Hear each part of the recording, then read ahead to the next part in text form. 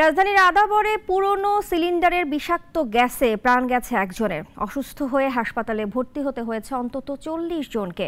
গতরাতে বেড়িবাঁধ এলাকায় একটি ভাঙাড়ির দোকানে পুরনো সিলিন্ডার ভাঙতে গেলে ভেতরে জমে থাকা গ্যাস ছড়িয়ে পড়ে। বিস্তারিত জানাচ্ছেন জয়ন্ত কর্মকার। সিলিন্ডারটি দেখে মনে হবে বেশ পুরনো আর পরিত্যক্ত কিংবা অকেজো ছোট্ট একটি সিলিন্ডার, অথচ এর ভয়াবহতা টের পাচ্ছে আদাবরের শ্যামলী হাউজিং এর বাসিন্দারা। বেড়িবাঁধের পাশেই একটি ভাঙাড়ির দোকানে আনা হয়েছিল সিলিন্ডারটি। গতরাতে সিলিন্ডারের মুখ খুলতে গেলেই ভেতরে থাকা গ্যাস বের হয়ে ছড়িয়ে পড়ে আশপাশে, আর এই গ্যাসই কেড়ে নেয় কবির হোসেন নামে একজনের প্রাণ। গুরুতর অসুস্থ হয়ে হাসপাতালে ভর্তি হতে হয়েছে অনেকেই। সময়টা বাড়িটা ভাঙছে মতন ফাইটা গ্যাস আরম্ভ হয়েছে। আমরা ঘুমাইছিলাম বাসায়, ঘুমাতে গেলে দম বন্ধ হয়ে যাচ্ছে, খারা কালোটে যাচ্ছে, খালি গ্যাস বাইরে যাচ্ছে, এটা তো মানুষজন থাকতে পারে না। ভুক্তভোগীদের অনেকেই জানান গ্যাসের তীব্রতার কথা।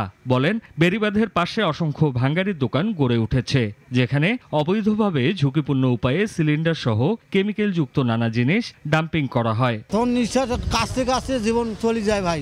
হ্যাঁ, তা আমি কইছি আল্লাহ, আমার মাসুম বাচ্চা আছে দুইটা, হ্যাঁ, আমি যদি মারা যাই তাহলে আবার আমার ইতিম হয়ে যাবে। অনেক দোকান আছে, এরা সব বেড়িবাঁধের। এখন এই যে প্রশাসনের উপর টাকা দেয় নাকি, এগুলো তো অবৈধ। ঘটনাস্থল ঘিরে রেখেছে পুলিশ। সিলিন্ডারটি নিয়ে চলছে পরীক্ষা নিরীক্ষা। তবে এ বিষয়ে এখনই গণমাধ্যমকে কিছু জানায়নি পুলিশ। তবে ধারণা করা হচ্ছে কার্বন মনোঅক্সাইড গ্যাসের বিষক্রিয়ার কারণে এই ঘটনা ঘটে থাকতে পারে। এই ঘটনায় এখনো অনেকেই চিকিৎসাধীন রয়েছেন ঢাকা মেডিকেল ও সোহরাওয়ার্দী হাসপাতালে।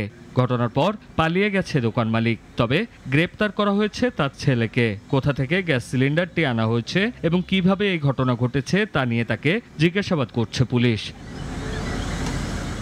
জয়ন্ত কর্মকার, নাগরিক, ঢাকা। ওয়ালটন ফ্রিজ কিনে অনেকের মতো আপনিও হয়ে যেতে পারেন মিলেনিয়াল। সেরা পণ্যের সেরা অফার।